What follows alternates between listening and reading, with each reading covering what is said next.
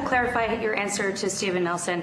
He asked about your comment calling the president a fascist, and your answer was, both President Trump and I have been clear about our positions and our views. Are you affirming that you think President Trump is a fascist? I've spoken about... That's okay. You can just say yes. Okay. All right. Okay. Yeah. It's easier. It's easier than explaining it. I don't mind. President Trump and New York City Mayor-elect Zohran Mamdani shocking both the left and the right following a friendly Oval Office meeting after months of attacks. For more, let's bring in Tennessee Republican Congressman Tim Burchett.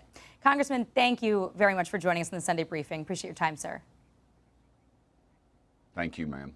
What was your reaction to seeing the president all smiles with Mamdani? I think it shocked a lot of people, but the other concern, the subtext of that is, does his sort of embrace of him, at least in that moment, at all harm Republican plans for the midterms and their messaging to tie Democrats to Mamdani's dangerous socialist policies? No, ma'am. As a matter of fact, it does just the exact opposite. I think President Trump is the negotiator in chief. I think he sees that a lot of the great people in New York have left there. They've come to Tennessee, obviously, a lot of them have, but a lot of the good people can't get out. And I think he sees working with him as better than trying to destroy New York. And Mamdani will destroy it on his own. It won't be Trump's doing. And frankly, I think it was a great move strategically and otherwise, because both sides are scratching their heads. And we used to say in Nashville, if both sides are a little uneasy, it's probably a pretty good thing. And I think Trump sees it.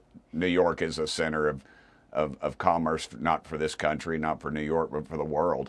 And Trump sees that, and I think he wants to save that. And I applaud him for it.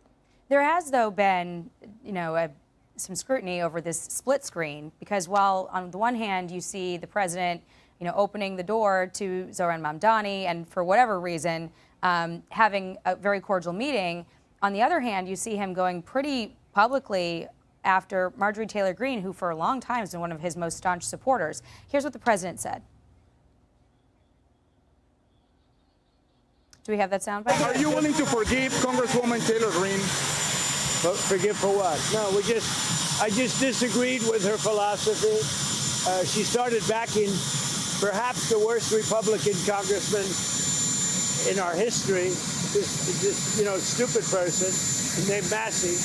And I said, go your own way. And once I left her, she resigned because she would never have survived a primary. So there's been some reporting about, the deep dive on why their relationship frayed. Some people are saying that the president didn't support her larger political ambitions and that soured the relationship. There are other people who point to her very vocal support to release the Epstein files. You have been on the side of some issues that put yourself, at loggerheads with the White House. The Epstein files, now this congressional stock trading ban, which I want to ask you about next. But my question is, do you think that there's room in the party for members who don't agree with the president on everything? There's always room, ma'am. That's the difference between us and the Democrats. They use the, as I like to say, the stick and the carrot.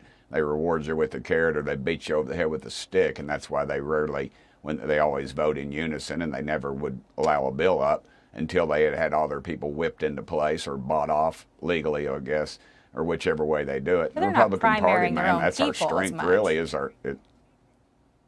well, not as far as we know, but because they get them in line, and that's what they do, and they know they'll be ostracized, they'll be outed. I can remember a young lady who was in who I came to Congress with, and she got in a little bit of mess, and they all patted her on the back and said, "Oh, we love you," and then all of a sudden she drops out.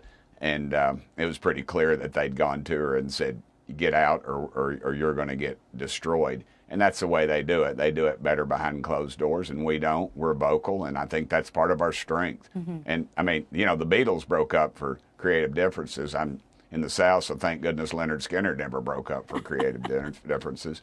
But, people are going to argue or they're going to have differences. But, I mean, President Trump's the biggest dog in the pound, ma'am. And you can take him on if you want, but the results are always the same. Okay. So about this stock trading ban, What kind of reception are you getting from the White House on this? And how likely is it that this comes to the floor for a vote? Very vocal support by President Trump. I believe they've probably done some polling to show that it's one of the best polling things. I think Representative Luna told me it polls better than anything else in the country right now. And let's just face it, Congress is crooked as a dog's leg, ma'am. It is infinitely broken. And will this bill pass? Probably not, but I'm not going to quit. I keep swinging for the fence on it.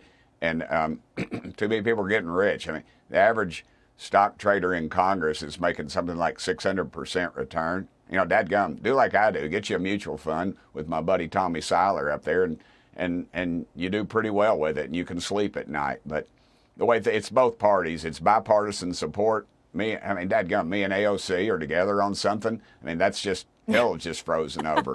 But we are.